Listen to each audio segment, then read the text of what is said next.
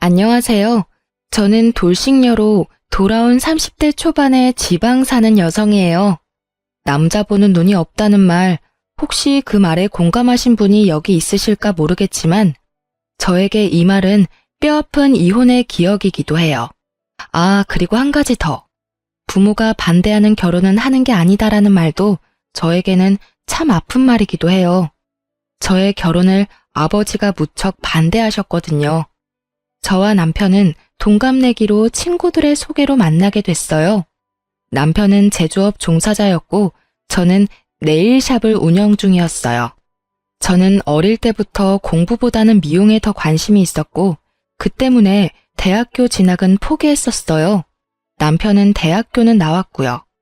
처음에 남편을 저희 친정집에 데려갔을 때 저녁을 먹고 이야기를 나누던 아버지는 남편이 돌아가고 나서 저에게 결혼은 하지 말고 연애만 하라고 했었어요. 그렇지만 저는 그 사람을 너무 사랑했고 상냥하고 사근사근하게 저를 대해주는 그 모습에 헤어지는 건 상상도 할 수 없었어요. 결국은 제가 밀어붙여서 결혼에 성공하게 됐어요. 잘 살면 된다는 생각을 했거든요. 다들 처음 결혼할 때 그렇게 생각하잖아요. 저도 똑같았어요. 잘 사는 모습 보여주면 된다라고 쓸데없이 비장하게 생각했는데 정말 불과 3년 만에 헤어지게 될 줄 그 당시에는 상상도 못했죠. 친구들은 저희 신혼집에 대해서도 듣고는 이혼 후에 그때부터가 문제였다고 말하곤 했어요. 왜냐면 저희의 신혼집은 제가 살던 집의 전세금에 남편이 1,000만 원을 보태서 산 작은 아파트였거든요. 남편은 딱 1,000만 원을 보태줬고 대신 제 지분이 크다는 걸 감안해서 명의는 제 이름으로 되어 있었어요. 그래도 저는 개의치 않았어요. 사랑이라는 단 한마디만으로도 모든 게 설명됐던 콩깍지가 심하게 씌인 상태였으니까요. 그리고 결혼 전 남편 본가에 갔을 때 시댁 부모님이 잘 사는 편이 아니라는 걸 알고서는 모든 걸 다 이해하려고 했어요. 정말 그때는 모든 걸 다 퍼줘도 된다고 생각했는데 결혼을 하니 사람이 달라지더군요. 그것도 180도로 확 말이죠. 남편이 달라졌다는 걸 확실하게 느낀 건 첫 번째 결혼 기념일이었어요. 뭐든 첫 번째라는 건 무척 특별한 법이잖아요. 그래서 저도 그 특별한 날을 위해 며칠 전부터 무척 바쁘게 움직였어요. 우선은 백화점에 가서 평소에는 사기 힘든 비싼 브랜드의 커플 신발을 장만했어요. 두 사람의 기념일이니까 선물도 2개면 좋잖아요. 사면서도 남편이 얼마나 좋아할지 생각하며 저 스스로도 무척 즐거운 쇼핑이었어요. 딱히 남편에게 미리 말하지는 않았어요. 첫 번째 결혼 기념일을 설마 잊지는 않을 거라는 생각을 하기도 했고 서프라이즈 느낌도 좋았으니까요. 그렇게 저는 신발을 사서 몰래 숨겨두고 결혼 기념일 당일에는 스테이크와 와인까지 준비했죠. 향긋한 향초와 제가 좋아하는 장미꽃으로 식탁을 장식하고 남편을 기다리고 있었는데 남편의 귀가가 점점 늦어지더라고요. 결국은 전화를 하지 않으려고 했던 저는 걱정 반 짜증 반으로 남편의 전화번호를 눌렀죠. 남편이 전화를 받는 순간 주변에 왁자지껄한 소리가 확 귀를 파고들더군요. 순간 제 머릿속을 차지하고 있던 반틈의 걱정이 순식간에 날아가 버렸어요. 남편에게 말을 건네는 제 목소리가 제가 생각해도 차갑게 굳어있을 정도였으니까요. 어디야? 아, 나 지금 친구들이랑 놀고 있지. 오늘 좀 늦게 들어갈 것 같은데 내일 해장국이나 좀 끓여놔줘. 제가 화난 건 전혀 생각하지도 않은 남편의 밝은 목소리에 저는 더 열이 받았어요. 너 오늘이 무슨 날인지 잊어버렸어? 그렇게 물으면서도 저는 머릿속으로 왜 이렇게 중요한 날을 잊어버린 거야 하고 생각하고 있었어요. 그런데 오늘? 결혼기념일 맞지? 내뱉으려고 미리 머금었던 말들이 그 말에 다시 목구멍 안으로 쑥 밀려 들어가 버렸어요.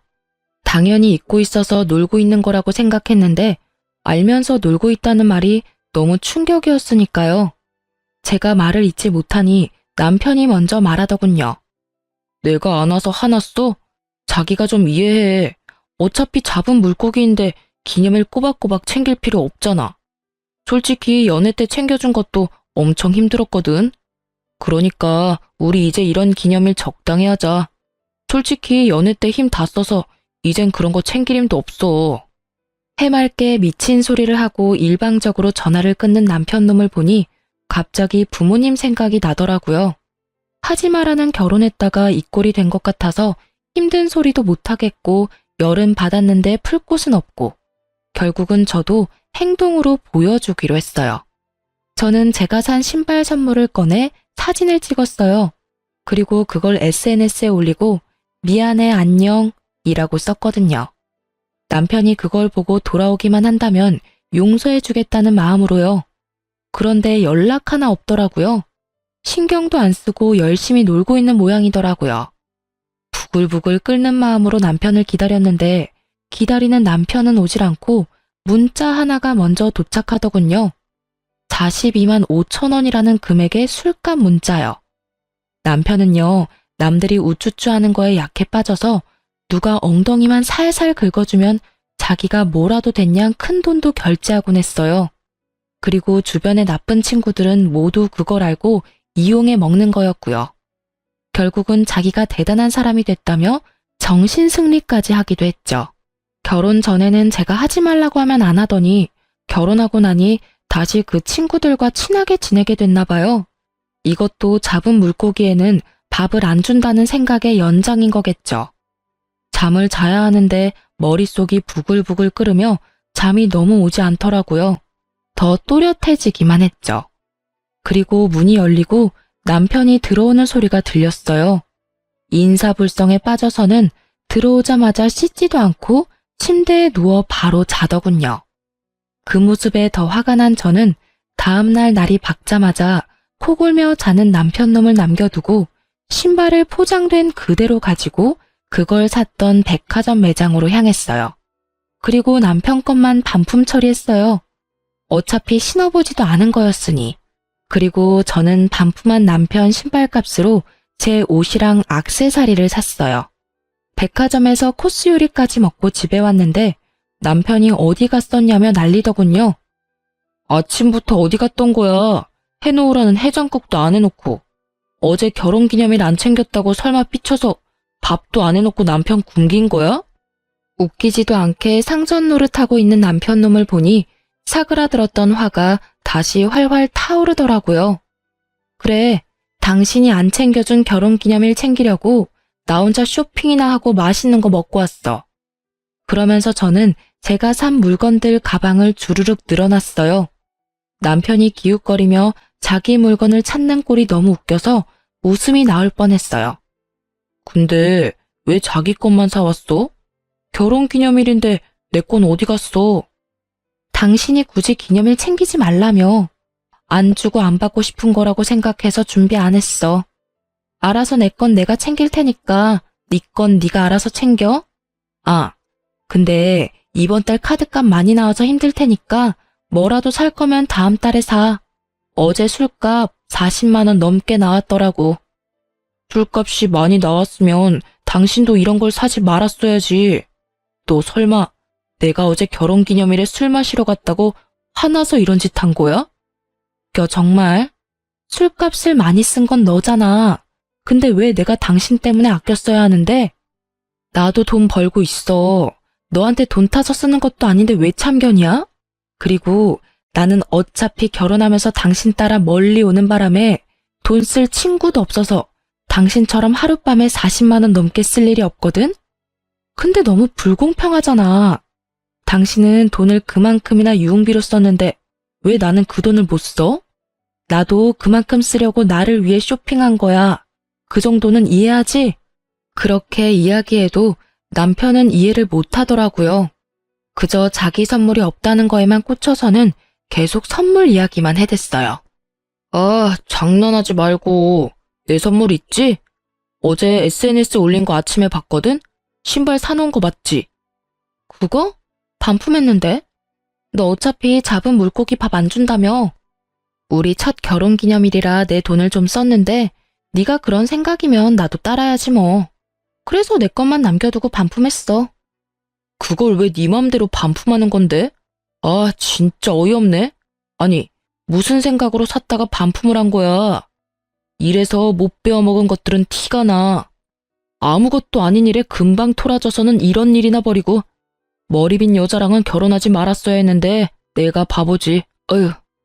그래, 나 고등학교도 겨우 졸업했어.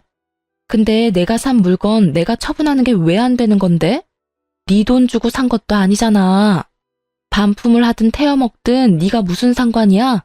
그리고 못 배운 여자들이 금방 토라진다는 건 또 무슨 어이없는 소리고? 당신이야말로 편협하고 쪼잔한 남자지.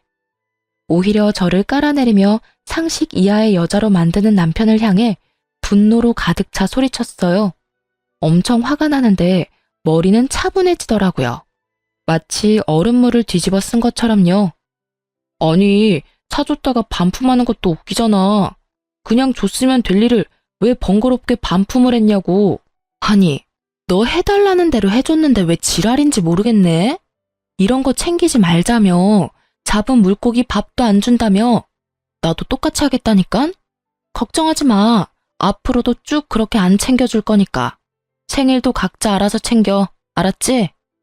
결국 신발 하나 날려먹고 앞으로의 선물 기회도 날려먹을 상황에 처한 남편은 그게 아깝기는 했는지 그 뒤로는 기념일을 꼬박꼬박 챙기더라고요.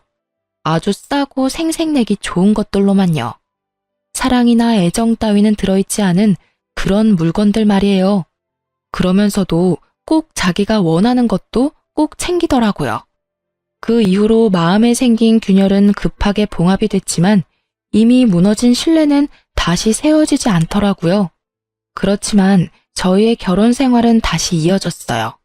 그 정도 싸움으로 이혼을 결정하는 사람은 없잖아요. 이때는 그저 남편 놈의 나쁜 면을 하나 정도 알게 됐다는 느낌 정도였거든요. 그런 저를 이혼 생각에 빠지도록 만든 건 그로부터 2년이 되지 않던 어느 날의 일이었어요. 그때는 저희 아버지의 환갑이 곧 다가오고 있을 때였어요. 저희 아버지는 형제가 5이었는데 아버지 위로 두 큰 삼촌은 환갑이 되기도 전에 돌아가셨거든요. 그래서 저희 가족에게 환갑은 무척 중요한 행사이기도 했어요. 게다가 그 다음 해에는 시부의 칠순 잔치도 있었기에 남편과 함께 저희는 3년이 다 되어 가도록 돈을 모으고 있었어요. 각자 30만 원씩 돈을 내서 총 60만 원을 한 달에 모았으니까 그 당시에는 2천만 원에 가까운 돈이 저금되어 있었어요. 그리고 그렇게 아버지 환갑을 며칠 앞둔 날 갑자기 시부모님께서 해외여행을 떠나신다고 연락이 왔더라고요. 저는 갑작스레 여행 간다는 연락이 와서 당황했어요. 그 전에 남편이나 시댁에서 말해줄 거라고 생각했는데 당일날 알게 됐거든요. 그래도 두 분이 노후를 잘 보내고 있구나 하는 생각으로 평범하게 지내려고 했는데 그 뒤로 두 분이 단톡방에 올리는 사진들이 무척이나 심상치 않더라고요. 비싸 보이는 침실의 모습과 음식들의 사진, 그리고 무엇보다 배경이 바닷가라는 것을 보고 그제야 두 분이 크루즈 여행을 갔구나 하고 생각을 했던 거죠. 호화로운 모습을 보니 한 사람당 돈 1,000만 원은 깨졌겠구나 하는 생각을 잠시 했는데 불현듯 그 큰 돈이 어디서 났을까 하는 생각이 떠오르더라고요. 시댁이 원래 그다지 부유한 집안은 아니었거든요. 콕 집어 말하자면 돈을 악착같이 아끼며 사시는 분들이라 저렇게 비싼 것들을 살 성격도 못 되시는데 말이죠. 여행이라면 관광버스에 10,000원 주고 가는 것만 생각하시던 분들인데 갑작스러운 크루즈 여행이라니. 게다가 옷도 다 새로 사서 입었는지 무척 비싼 옷을 입고 있더라고요. 저는 순간 쎄한 느낌이 등골을 스치는 걸 느꼈어요. 시부모가 로또에 당첨된 게 아니라면 무슨 일이 생긴 게 틀림없다는 생각으로 남편에게 조심스레 물어봤어요. 근데 당신 시댁 어른들 무슨 돈이 있으셔서 크루즈 여행을 가셨을까? 평소에는 비싼 음식 먹기만 해도 경기를 하시는 분들이시잖아. 그거? 내가 돈 좀 보태드렸어. 명색이 아들인데 이럴 때 효도 좀 해야지. 안 그래? 아버지 칠순도 얼마 안 남고 해서 말이야. 저는 그 말에 화가 났어요. 그렇지만 뭐라 할 수는 없었어요. 자기 부모님 여행 보내드리는데 자기 돈 보태는 거 제가 뭐라고 할 수 있는 상황이 아니잖아요. 그렇지만 우리는 부부고 서로 경제권을 완전히 묶은 건 아니지만 큰돈 들어가고 나가는 거는 서로에게 알리는 게 좋잖아요. 그래서 제가 남편에게 한마디 했어요. 부모님 여행 보내드리는 거 나도 찬성이긴 한데 그렇게 큰 돈 쓸 거면 미리 나한테 말 좀 해줘야 하지 않아? 게다가 여행 가시는 걸 당일날 아는 것도 좀 그렇고 그런 건 미리 좀 말을 해줘. 어차피 다시 모으면 되잖아. 금방 돈 모았는데 또 금방 모이겠지. 그 말에 저는 잠깐 머리가 멈췄어요. 제가 뭘 들은 건가 싶었거든요. 다시 모으자니 뭘? 재차 확인하는 제 모습에 남편은 태연스럽게 말하더라고요. 우리 한 달에 30만 원씩 총 60만 원씩 모으던 거 있잖아. 그 돈으로 크루즈 여행 티켓 끊고 옷도 사드렸지. 비싼 데 가면 비싼 옷도 입어줘야 하니까. 그 말은 우리가 모았던 2천만 원을 시부모 크루즈 여행에 보탰다는 말이었어요. 저는 완전 빡쳐서 남편에게 꽥 소리를 질렀어요. 그 돈을 왜 네가 멋대로 써? 그건 네 돈이 아니라 우리 돈이야. 너랑 내가 모은 돈. 너 그거 얼마나 썼어? 통장에 있는 돈 다 썼어. 야, 쪼잔하게 그딴 걸로 이렇게 화내는 거 좀 아니지 않아? 쪼잔? 말 그따위로 할 거야? 우리 아버지 환갑이 곧 내일 모레야. 어떻게 할 건데? 그때 드리려고 악착같이 모은 돈을 네가 왜 다 날려? 너 말 이상하게 한다. 무슨 돈을 다 날려? 넌 시댁에 쓴 돈도 날렸다고 하는 거야? 어이구, 그러면서 자기 부모님 환갑은 얼마나 챙기는지. 어차피 환갑 요새 중요하지도 않은데 그냥 넘어가면 될 일이지. 뭘 그렇게 목숨 걸듯 이야기하고 난리야? 뭐가 그리 당당한지 얼굴 빳빳하게 쳐들고 저한테 한 소리 하는 남편놈의 얼굴에 진짜 돌아버리겠더라고요. 내가 분명히 말했잖아. 우리 큰아버지들 다 환갑되기 전에 돌아가셔서 우리 집에서는 환갑도 중요하다고. 아니, 이렇게 네 멋대로 살 거면 결혼은 왜 했어? 이딴 식으로 행동할 거면 우리 이혼해. 이혼? 나는 절대 이혼 못해. 아니지, 안 해. 내가 도대체 뭘 그렇게 잘못했길래 이혼 이야기까지 하는 건데?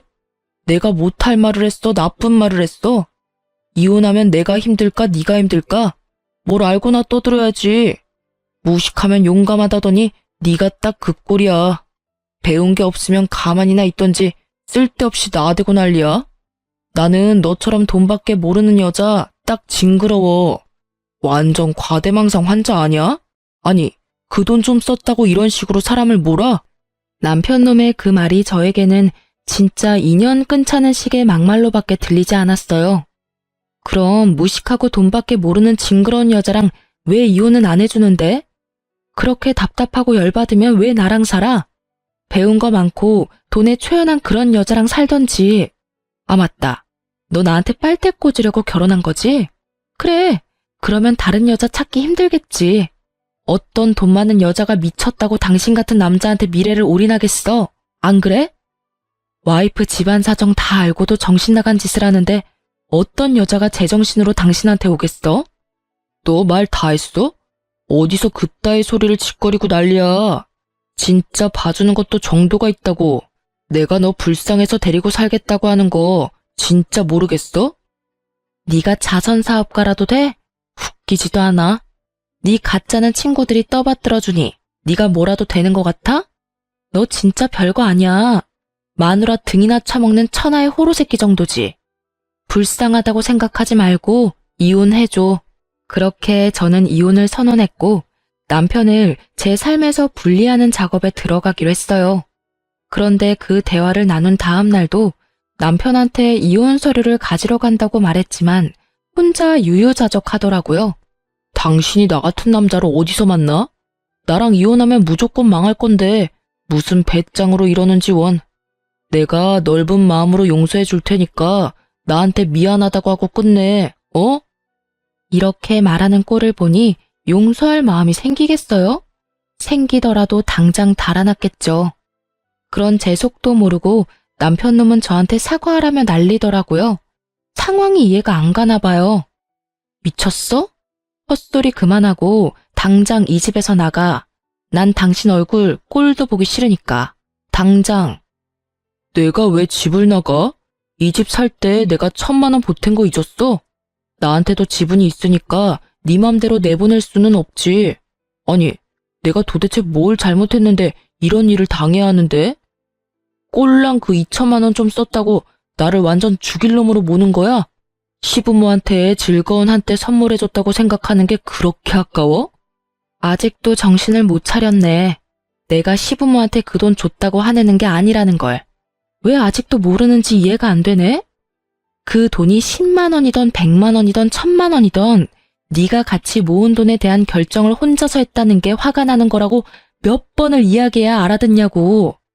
그리고 이 집 살 때 네가 보탠 1,000만 원? 당신이 시부모 여행 때 낸 돈 2천 중에 절반은 내 돈이니까 그거랑 퉁치면 되겠네. 어차피 내 동의 없이 내 돈 1,000만 원 썼으니 당신이 나한테 그 돈 줘야 하는 거 알지? 네 돈이 내 돈이지. 우리 결혼해서 부부라고. 돈 문제 같은 건 알아서 할 수 있는 거 아니야? 좀 융통성 있게 굴라고. 이렇게 꽉 막힌 여자였어 너? 내가 막혔냐? 네가 막혔지. 아우, 이런 것도 남편이라고 데리고 살았던 내가 정말 대단한 사람이지. 나가. 나 진짜 당신 얼굴 보고 싶지도 않으니까. 저는 남편에게 소리를 질렀지만 남편은 꼼짝도 하지 않더라고요. 유유자적 쇼파와 한몸이 되어 느긋한 그 모습을 보니 너무 화가 나더라고요. 그렇지만 힘에서 이길 수 없으니 다른 방법을 찾아내기로 했어요. 남편은 저의 이혼에 관한 말을 믿지 않는 분위기였고 더 이상 남편에게 소리 지르지 않았어요. 다음 날 아침 남편은 평소대로 회사를 갔어요. 저는 그때 남편의 짐을 부랴부랴 챙기기 시작했어요. 화장실에 있던 칫솔 하나까지 싹 다 챙긴 저는 점심때쯤 이삿짐 용달업체를 불렀어요. 그리고 남편 짐을 다 챙겨서 시댁으로 보냈죠. 그리고 마지막으로 집의 도어락을 싹 바꿨어요. 비밀번호뿐만이 아니라 기종까지 바꿔버렸어요. 남편의 흔적이 없으니 마음이 너무 편하더군요. 그렇게 저는 하루 가게를 쉬고 집에서 시간을 보냈어요. 저녁이 되니 남편에게 전화가 오더라고요. 문 앞에 있는 걸 알고 있었으니 전화는 받지 않았죠. 남편은 비밀번호를 눌렀지만 문이 열릴 턱이 있나요? 그런데 남편이 도어락을 해제하려고 기사를 불렀더라고요. 문 밖에서 기사가 남편과 이야기를 하는데 제가 소리를 질렀죠. 기사님, 집에 사람 있으니 도어락 열지 마세요. 문 열어주시면 주거 침입죄로 신고할 거거든요. 그리고 옆에 있는 남자분께 여기 더 이상 네 집 아니니 시댁으로 가라고 전해주세요. 제 말에 밖에서 소리가 나더니 결국 기사가 돌아간 듯 하더라고요. 남편은 집에 들어오지 못한 채 밖에서 고래고래 고함을 질렀죠. 야, 문 안 열어? 지금 장난치는 거야 뭐야? 빨리 열어. 열셀 때까지 안 열면 진짜 너 험한 꼴 볼 줄 알아? 이 무식한 여자야. 문 열 생각 없고 짐은 하나도 빠짐없이 시댁에 보냈으니 거기서 지내. 이혼 서류는 내일 보낼게. 장난쳐? 당장 문 열라고. 네가 뭔데 집 문을 걸어 잠궈? 고래고래 소리를 지르던 남편 놈은 옆집 사람의 항의에 결국 꼬리 내리고 시댁으로 가더군요. 저는 속이 시원하더라고요. 남편 놈 얼굴 안 보는 게 어찌나 속이 시원하던지. 다음날 저는 이혼 서류도 시댁에 보냈어요. 시부모님이 안 계시니 그 사이에 해결할 생각이었죠. 그런데 며칠 뒤 크루즈 여행에서 돌아온 시모가 저에게 전화를 했어요. 얘야, 여기 무슨 서류가 왔는데 이혼 서류라고 하는구나. 혹시 너희들 무슨 일이 있니? 우리 집에 아버 모시며 짐까지 다 보내놓고 여기서 회사를 다니고 있으니 대관절 이게 다 무슨 일이야? 어머님, 이런 말씀 드리기 전에 해결하려고 했는데 그 사람이랑 저 이혼하기로 했어요. 지금은 저만 이혼을 원하는 상태고 남편이 계속 거부하면 소송할 거고요. 왜 갑자기 이혼을 해? 너희 그렇게 잘 지내놓고선. 시모의 놀란 목소리가 들렸어요. 저는 시모에게 다 털어놓기로 했어요. 시댁에서도 이제는 알아야 할 상황이기도 했고요. 그 사람이 저희가 같이 모은 목돈을 몰래 혼자 다 썼더라고요. 다른 건 다 용서해도 그건 좀 아니잖아요. 개인 돈도 아니고 우리가 같이 사용하는 돈을 어떻게 그렇게 함부로 사용할 수 있어요? 그럴 리가. 걔는 절대로 그런 애가 아니야. 설마 그렇다 하더라도 필요한 곳에 썼겠지. 필요한 곳이기는 했죠. 두 분 호화 크루즈 여행 갈 때 쓴 돈이 그 돈이거든요. 저도 두 분 여행 보내드리는 거에 불만은 없어요. 그런데 사용할 거라면 최소한 미리 저한테 이야기라도 해야 하지 않나요? 그런데 저는 어머님이 사진 보내기 전까지 여행 가는 거에 대해 아무것도 몰랐어요. 게다가 그 돈은 저희가 양가 부모님 잔치 때 쓰려고 모은 돈이었어요. 특히 저희 아버지 환갑이 바로 코앞인데 그 돈 다 써버려서 저는 지금 해드릴 수 있는 게 없고요. 아니, 이런 걸 다 떠나서 최소한 저한테 미안한 감정이라도 가져야 하는 거 아니에요? 아예 저를 무식하고 돈만 밝히는 여자라고 얼마나 고래고래 소리를 치는지. 그래서 이혼하기로 했어요. 제 말에 시모가 꿀먹은 벙어리가 되더군요. 그 2천만 원을 두 분께 쓴 거 아깝다고 생각하는 거 절대 아니에요. 만약 아버지 환갑이 아니었으면 두 분께 충분히 그런 선물 드릴 수도 있는 상황이었고요. 그런데 그 큰 돈을 같이 모은 사람에게 한마디의 상의도 없이 써버리는 건 그 사람 잘못이 틀림없다고 생각해요. 아니, 잘잘못을 가릴 필요까지도 없이 그냥 제가 그런 사람을 견디지 못하겠어요. 앞으로 집을 옮기거나 사업 때문에 큰 돈이 생기면 이번처럼 똑같이 자기 원하는 대로 돈을 쓰지 않겠어요? 하나를 보면 열을 한다고 제가 봤을 때는 그럴 만한 사람이거든요. 얘야, 우리는 그런 건 생각도 못하고 나는 그저 아들이 개인적으로 모은 돈이라고 생각했어. 내가 생각해도 그게 나쁜 일이기는 한데 그것만으로 이혼하는 건 너무 성급하지 않니? 오해가 있을지도 모르고 또 다르게 생각하면 이해해 줄 수 있을 법도 하고. 그거 하나만으로 헤어지자고 하는 건 아니에요. 그 사람은 저한테 무식하다거나 배워먹지 못했다거나 그런 말을 서스럼없이 쓰거든요. 게다가 제가 하는 말을 하나도 신경 써서 듣지를 않아요. 저희 가족 대대로 환갑을 못 넘긴 분들이 많아서 우리 집은 환갑잔치 중요하게 생각한다고 몇 번을 말했는데도 환갑잔치 2주 앞두고 이런 짓을 벌였으니까요. 와이프를 얼마만큼 아래로 보면 장인어른은 이렇게 홀대하는 걸까요? 이야기를 듣던 시부모도 제 말에는 아무런 말도 더 이상 잊지를 못했어요. 이건 서로 이해하라는 선을 떠난 무척이나 감정적인 상황이 되어버렸으니까요. 예, 며느라가 미안하다. 우리는 그런 것도 모르고 내가 이놈한테 단단하게 일러놓으마. 대체 그 녀석은 어쩌자고 이런 일을 한 거야? 시모가 급히 저에게 위로의 말을 건네더라고요. 그렇지만 이미 상해버린 감정은 다시 봉합되지 않았어요. 결국 이혼 소송이 진행되었고 남편놈은 제가 일하는 네일샵까지 찾아와 제게 소송을 취하하고 돌아오라며 당당하게 굴더군요. 소송 취하하고 빨리 원래대로 다 돌려놔. 너처럼 무식한 여자 누가 데려가? 나 말고는 너 받아줄 사람 없다니까. 그리고 내가 100번 양보해서 이번 환갑 때 50만 원 정도 지원해 줄게. 솔직히 그거면 떡을 치고도 남잖아. 정말 말은 잘하죠. 1,000만 원과 50만 원이 비교가 되는 것도 아닌데 마치 인심 써서 그 정도 해준다는 걸 보니 정말 대단하다 싶더라고요. 지금 나하고 개그하는 거야? 2,000만 원을 가져다가 홀라당 해먹고는 고작 50만 원을 준다고? 너한테는 그게 상식이야? 어떻게 눈 하나 깜빡 안 하고 그런 미친 소리가 나와? 그리고 내가 많이 배우지 못한 건 맞지만 네가 인간이 덜 된 놈이라는 건 잘 알겠어. 넌 뭘 그렇게 많이 배웠길래 남이 모은 돈까지 말도 없이 쓰는 미친 짓거리까지 배운 거야? 미친 짓거리? 이게 사람이 봐주니까 눈에 뵈는 게 없지? 나 오늘 여기서 계속 죽치고 있을 거니까 알아서 해. 네가 소송 취하해줄 때까지 나 안 나가. 남편놈은 대기석 의자에 널브러지듯이 앉아서는 눈까지 감고 팔짱까지 끼고는 모르쇠로 운운하며 앉아있더라고요. 웃기지도 않네. 그렇게 대단한 님께서 왜 나 같은 별 볼 일 없는 여자랑 이혼을 못해서 그렇게 난리야? 혹시 집 때문에 그런 거야? 아니면 또 돈 모아두면 다 가져가려고 그런 거야? 짐작하는 곳이 너무 많은데 다 나쁜 이유들 뿐이라서 나는 이혼 소송 취하할 이유가 없는데 저는 남편 놈을 향해 쏘아붙였어요.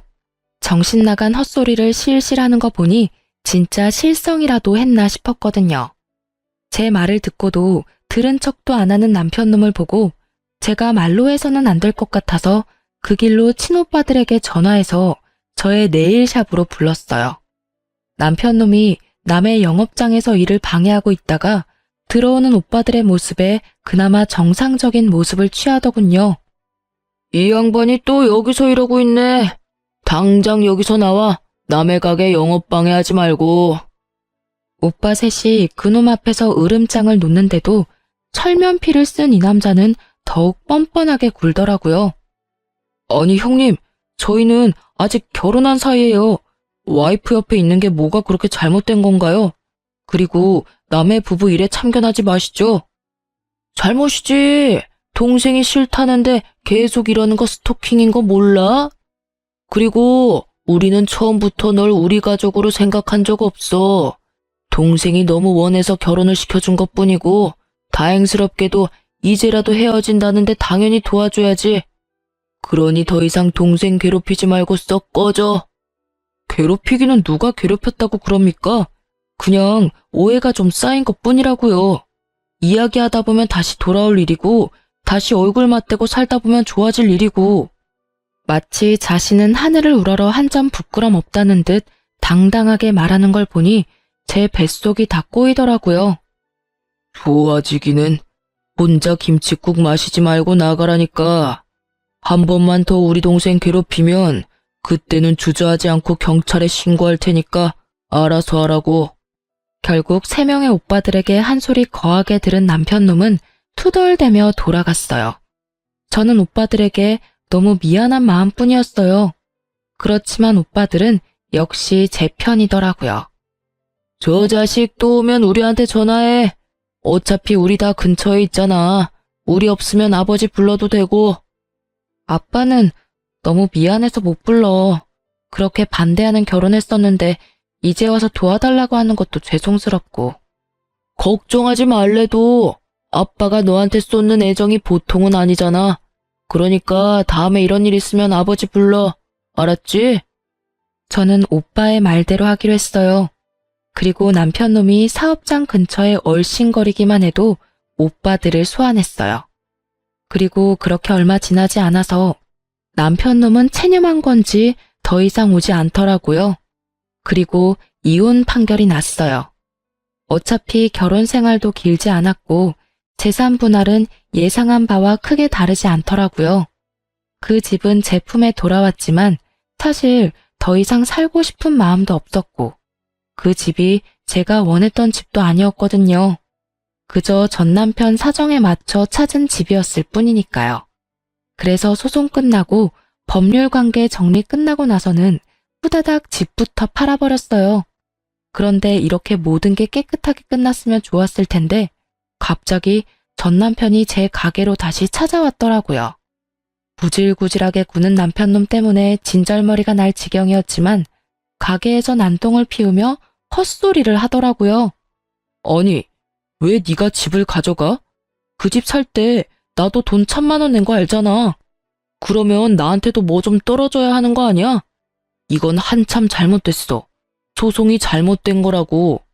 게다가 애초부터 잘못은 네가 했는데 피해는 내가 봐야 하는데 둘이 같이 모은 돈이니 내가 어떻게 쓰던 네가 따라와주면 될 일이잖아.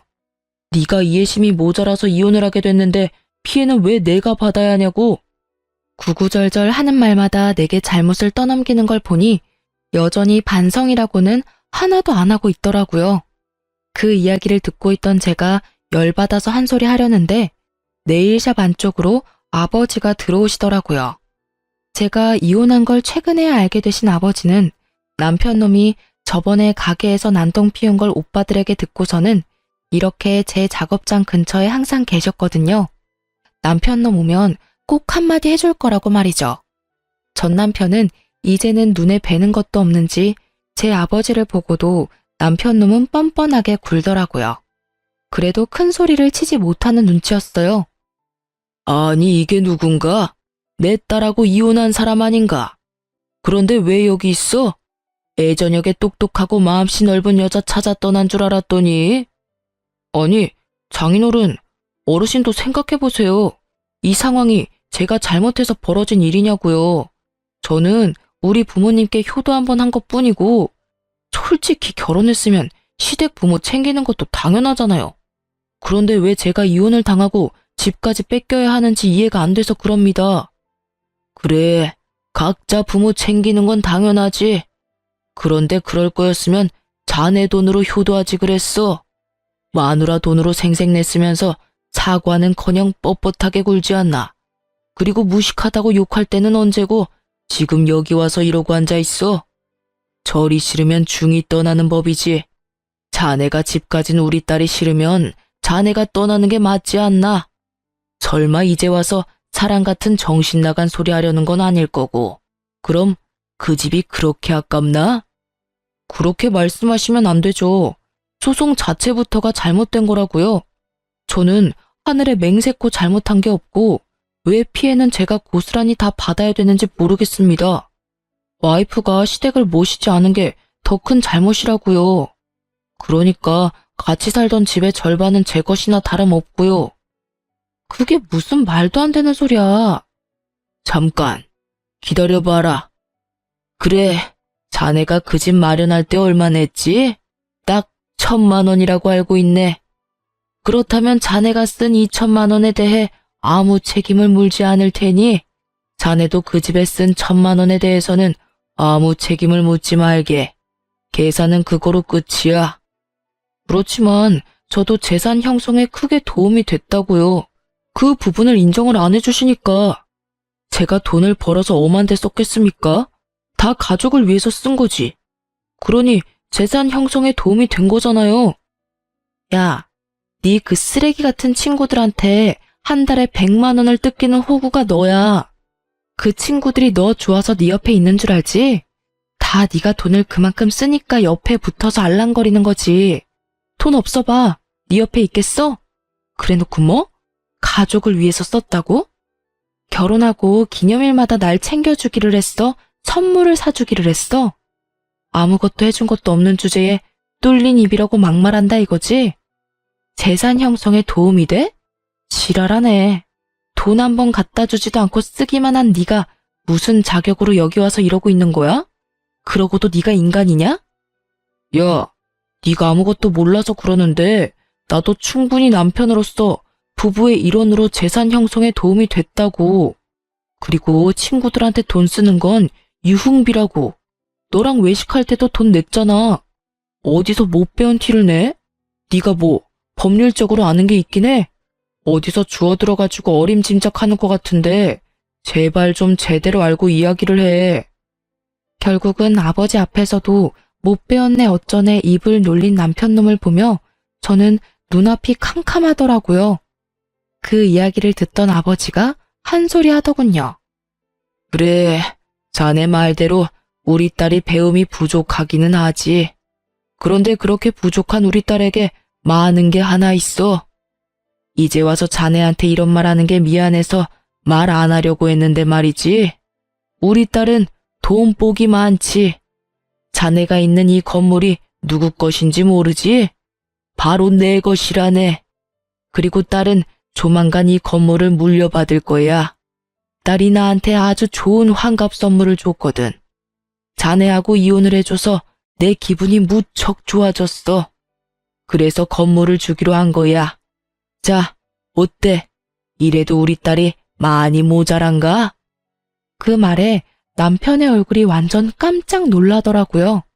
그것마저도 정말 가증스럽게 보이더라고요. 남편에게 처음부터 돈이 많다고 이야기하지 말라고 한 건 아버지였어요. 남편의 허세가 보이니 혹시라도 집에 돈이 있다는 말은 하지 말라고 하셨거든요. 최소 5년 동안 사람 됨됨이를 봐가며 이야기하자고 하셨는데 결국은 5년도 되기 전에 이혼을 해버리게 됐으니 새삼스레 아버지한테 죄송하고 남편놈의 저런 성향을 못 알아본 제가 밉더라고요. 왜 그 말을 먼저 안 했어? 그랬으면 이렇게 화내고 난리칠 일 없었잖아. 그리고 솔직하게 그만큼 돈 있으면 2천만 원 그깟 돈 내가 알아서 쓴 것도 이해해 줄 수 있는 거잖아. 아, 다 됐고 이건 진짜 내가 용서해 줄게. 그냥 다시 돌아와서 잘 살아보자. 응? 너 나 엄청 좋아해서 부모님 반대 무릅쓰고 결혼하자고 한 거 아니었어? 그때 감정 그대로일 거라고 믿고 있어. 그때의 감정? 이미 너한테 가지고 있던 정이란 정은 다 떨어지고 없어. 왜? 아버지가 건물 주고 내가 그 건물 물려받을 사람이니까 아깝니? 뻔뻔한 것도 정도가 있지. 네가 쓴 그 돈에 우리 아버지 환갑 여행 비용도 있었다는 걸 알면서도 네가 뻔뻔하게 우리 아버지 건물을 욕심내? 내 눈에 흙이 들어와도 너랑 재결합할 일은 없어. 얼굴도 보고 싶지 않은데 너랑 무슨 재결합이야? 지금 당장 경찰에 신고 안 하는 것만으로도 넌 나한테 고마워해야 할 상황이라고. 제가 하는 말에 뻔뻔했던 남편놈의 낯짝이 결국에는 무너지더라고요. 울며 불며 매달리는 게 아니라 이 와중에도 저희 아버지 눈치를 보더라고요. 장인이 가진 돈이 그리도 탐이 났는지 그걸 보니 새삼 저런 놈을 선택한 제 두 눈이 문제가 있었던 게 아니었나 싶더라고요. 그런 남편의 눈에 담긴 욕심을 읽었는지 아버지가 전 남편에게 한마디 하더라고요. 나도 자네에게 무척 고마운 마음을 가지고 있네. 이번 환갑 때 내게 쓸 돈을 자네가 다 쓰는 바람에 딸이 이렇게 정신을 차리고 집으로 돌아오지 않았는가. 그러니 고맙지. 그 말에 결국 남편놈은 더 이상 되돌릴 수 없다고 느꼈는지 제 발로 제 가게에서 나가더라고요. 그러나 그 뒤로도 미련이 남았는지 몇 번을 술을 먹고 전화하길래 전화번호 싹 바꿔버렸어요. 그리고 제 가게도 내놓고 다른 데 가게 얻었어요. 나중에 우연히 소식을 접했는데 시댁 크루즈 비용은 우리가 모은 돈으로 다 써버리고 시부모 옷값과 쇼핑에 든 카드값들은 결국 못 갚아서 빚이 터져버렸다고 하더라고요. 원래는 우리가 모으던 돈들이 몇 달 다시 모이면 그 돈에서 해결하려고 했었나 봐요. 그런데 그 사이에 이혼하게 돼버리니 결국은 그게 다 빚으로 돌아와서 허덕거리며 살고 있다고 하더군요. 그걸 알고 나니 더 정 떨어지는 거 있죠? 어디까지 빌부터 먹을 생각이었는지. 게다가 어디까지 말 안 하고 또 돈을 홀라당 써버리려고 했는지. 제게 빨대 꽂으려 했다는 걸 알고 나니 참으로 이혼한 게 다행으로 느껴졌어요. 이혼 후 몇 년이 지난 지금은 저도 좋은 사람과 좋은 관계를 맺고 있는 중이에요. 이혼 직후에는 제 눈을 못 믿어서 남자를 못 만날 정도였는데 최근에 아버지가 소개시켜준 사람은 첫인상은 별로였지만 계속 두고 지내니 사람됨이 괜찮아서 잘 만나고 있어요. 제게 남자 보는 눈이 없다는 걸 알고 나니 아버지의 안목을 믿게 되더라고요. 생각보다 좋은 사람이라 미래를 생각하고 있을 정도고요. 이혼을 한번 하니 결혼에 관한 말들이 어느 정도 맞는 말이었다는 걸 깨닫게 됐어요. 부모가 원하지 않는 결혼은 하지 않는 게 낫다라고 하잖아요. 세상을 좀 더 산 사람들 눈에는 제가 보지 못하는 무언가가 보이는 것 같아요. 아버지에게도 물어보니 처음부터 말투나 대화 내용에서 욕심과 허영이 많다는 느낌을 받았다고 하셨대요. 그리고 결국은 그런 것들이 터져서 이혼을 하게 된 거였고요. 솔직히 부모의 반대에도 잘 사는 사람들이 많을 거예요. 그렇지만 저희는 그게 아니었던 거죠. 이렇게 글로 쓰니 참으로 제가 못났던 것 같아요. 물론 거지 같은 남편 만난 게 온전히 제 잘못만은 아니죠. 결혼 전에는 정상적으로 행동하려고 노력해서인지 그런 모습들을 많이 보지는 못했거든요. 정말 사소하고 작은 것들에서 그런 모습들을 발견할 수 있는데 저에게는 그런 경험이 없었던 거예요. 제가 사람 보는 눈이 없다는 것보다도 상대방을 속이는 사람을 조심하라는 말을 하고 싶어서 글을 쓰게 됐어요. 쓰고 나니 후련하기도 하고 자아성찰이 되네요. 긴 글 읽어주셔서 감사하고 모두 행복한 하루 보내세요.